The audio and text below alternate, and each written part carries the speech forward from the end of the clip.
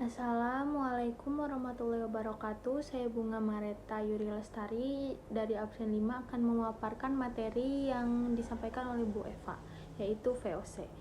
VOC di Indonesia atau dikenal dengan sebagai Kongsi Dagang atau Perusahaan Perdagangan Belanda di Indonesia. Hal yang melatar belakangi VOC yaitu para pedagang Belanda datang ke Indonesia, saling bersaing satu sama lain untuk meraih keuntungan yang melimpah. Pada masa itu, Belanda sedang perang melawan bangsa Portugis dan Spanyol. Pemerintah Belanda akhirnya ingin menyatukan para pedagang Belanda dalam satu kongsi dagang atau perdagangan.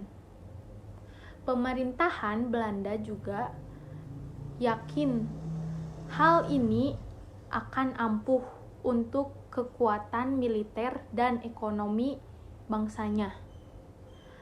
Atas prakarsa Prince Maurits, VOC pun resmi didirikan pada tanggal 20 Maret 1602 di Amsterdam, Belanda.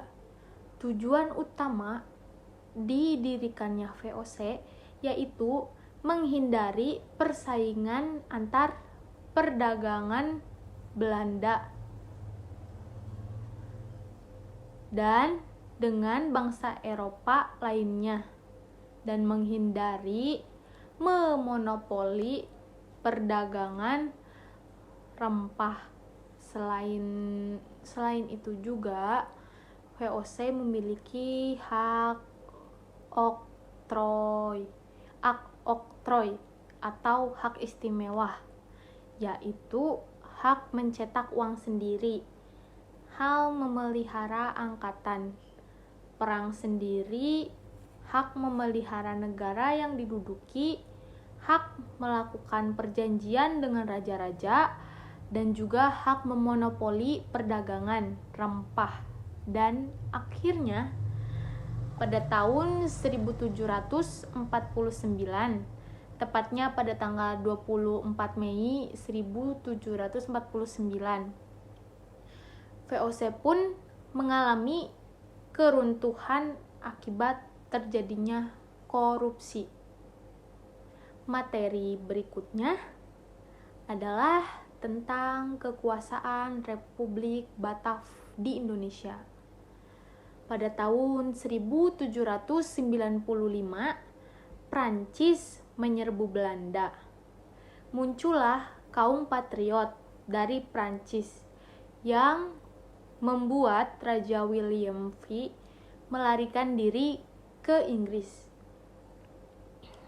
Belanda pun dikuasai Prancis. Prancis kemudian membuat pemerintahan bernama Republik Batak yang dipimpin Louis Napoleon. Pemerintahan Indonesia pun di bawah kekuasaan Batak. Raja William V kemudian menyampaikan surat yang berisi pemerintahan Belanda menyerahkan ke Inggris, bukan Prancis. Inggris pun ke Indonesia dan mengambil daerah Padang, Ambon, Aceh, dan membuat angkatan Batak ingin mengambil semua daerah bekas VOC. Louis, pemimpin Batak, menunjukkan Daendels pada tahun 1808 sampai 1811. Tugasnya untuk mempertahankan Jawa, menghapus feodalisme, membuat berbagai kebijakan.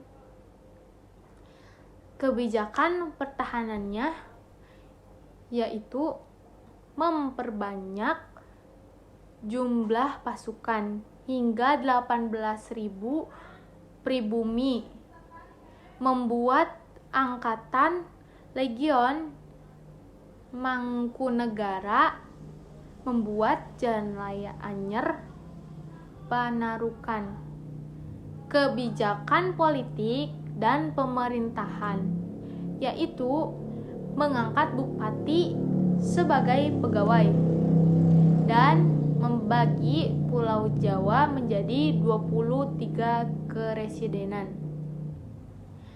Kebijakan peradilan ada tiga peradilan, yaitu orang Eropa, Timur Asing, dan pribumi.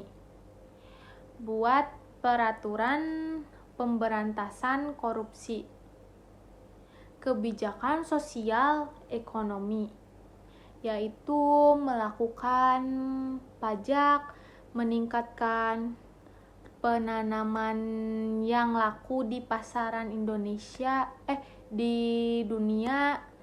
Rakyat wajib menyerahkan hasil pertanian dan menjual tanah kepada swasta. Adanya kesalahan kebijakan yaitu menjual tanah kepada swasta yang hasilnya untuk diri sendiri. Dan juga lalu dipecat. Johnson dipilih pada tahun 1806. Johnson terusir karena wilayahnya dikuasai Inggris pada 26 Agustus 1811. Batavia dikuasai Inggris. Johnson meminta legions Mangkunegara untuk memukul Inggris, tetapi tetap kalah. Pada 18 September 1811, Belanda dipaksa mendatangi perjanjian Tuntang, yaitu Pulau Jawa diserahkan kepada Inggris dan orang Belanda dipekerjakan di pemerintah Inggris. Selanjutnya ada materi tentang masa pemerintahan Inggris di Indonesia, yaitu pada tanggal 18 September 1811 Raffles ditunjuk. Prinsipnya yaitu segala kerja rodi, penyerahan wajib dihapus, pemungutan pajak dihapus, tanah milik pemerintah, kebijakan politik dan pemerintahan, yaitu membagi Pulau Jawa jadi 18 keresidenan, mengangkat bupati sebagai pegawai, pemerintahan, kebijakan sosial ekonomi, yaitu menghapus penyerahan wajib, menghapus kerja rodi, menjual tanah ke swasta, dan memberlakukan sistem sewa tanah. Untuk sistem sewa tanah dengan ketentuannya, yaitu petani menyerahkan tanah meskipun dia pemilik tanahnya. Harga sewa sesuai kondisi tanah, menggunakan uang tunai. Adanya banyak kendala pada masa Raffles, yaitu kurangnya pengawasan dan bupati lebih kuat dibanding sistem Inggris. Pemerintahan Raffles kurang memuaskan. Pada 1815, Raffles diganti John Vendale. Namun tak lama Pulau Jawa harus diserahkan ke Belanda pada tahun 1816. Selanjutnya, materi tentang kekuasaan Belanda di Indonesia. dan tanam paksa di Indonesia, yaitu pada tahun 1829 Van den Bosch mengajukan usulan, yaitu harus melakukan penanaman tanaman di jajahan yang laku di pasaran dunia, dan kaum pribumi dijadikan kerja rodi atau tanam paksa. Ketentuannya adalah petani harus menyediakan 1/5 tanah miliknya. Tanah yang digunakan bebas pajak. Hasil panen diserahkan ke pemerintahan.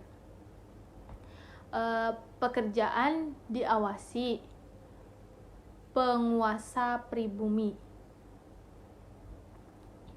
Penguasa pribumi diberi bonus ketika semakin besar setoran, maka semakin besar bonus.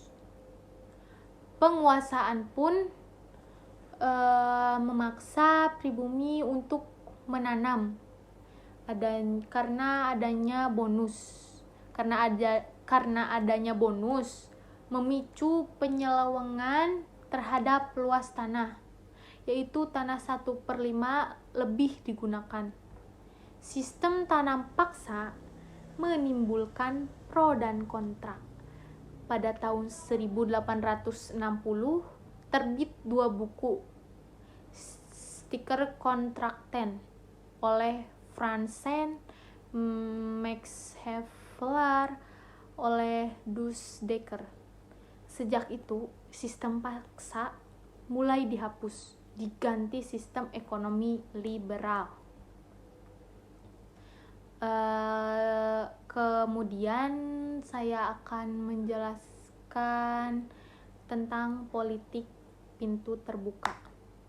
Politik pintu terbuka adalah kebijakan perekonomian Indonesia dibuka kepada swasta untuk pertumbuhan ekonomi dan kesejahteraan.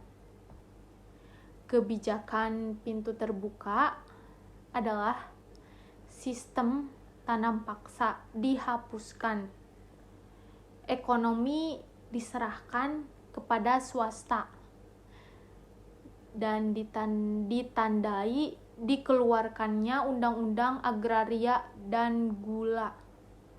Pelaksanaan pintu terbuka yaitu perkebunan tebu, perkebunan tembakau.